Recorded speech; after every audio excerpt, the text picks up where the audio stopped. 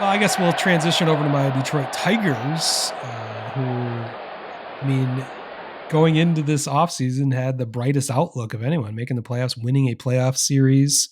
A lot of consternation amongst Tiger fans that the Tigers are not spending enough money. And we keep bringing this up with all of our teams. But one thing they did spend money on, and a miracle in some people's minds, is that not only did the Tigers trade away Jack Flaherty and get better, making the playoffs and winning a playoff series against the Astros, they traded for a starting shortstop in Trey Sweeney and a top 100 prospect from the Dodgers, catching prospect that I cannot recall his name right now, but they were also able to pull off the impossible, which you have said was not going to happen.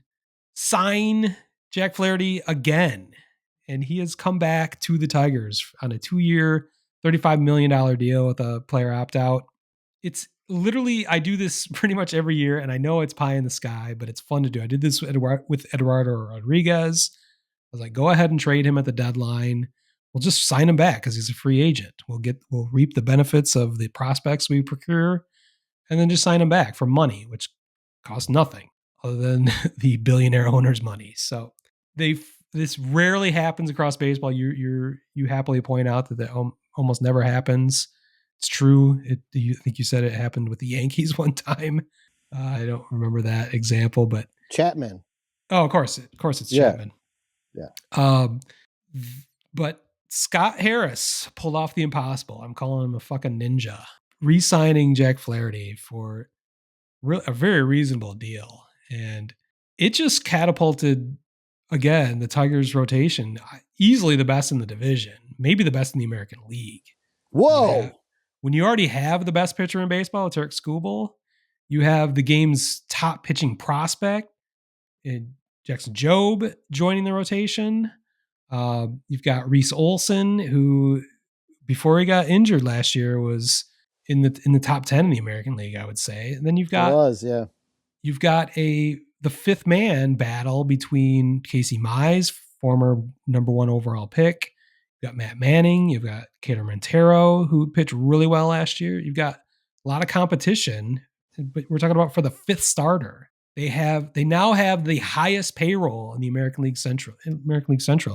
That is much against the narrative of a lot of Detroit Sports Talk Radio and a lot of fans that are just mercilessly beating down Scott Harris, which never made any sense to me because Scott Harris is given a budget by the owner, Chris Ilitch. Criticism towards Chris Ilitch is more justified than towards Scott Harris because he's the ultimate decider of what funds will or will not be spent on the team. So the idea that the Tigers aren't spending enough, I think I fought this last episode. I feel like fans are literally just making a competition out of how much money is spent. And I think that's not the way to look at a mid-market team like the Tigers. They need to be smart with their money. They need to be competitive with how much they're spending, but they don't need to be among the top teams. But they're already outspending their competition in the division. They are the second highest increase in payroll over last season right now, only behind the Orioles in the American League. So if you really want to measure the Tigers' offseason success by how much money they're spending, they're doing that. So I don't. People want to continue to complain.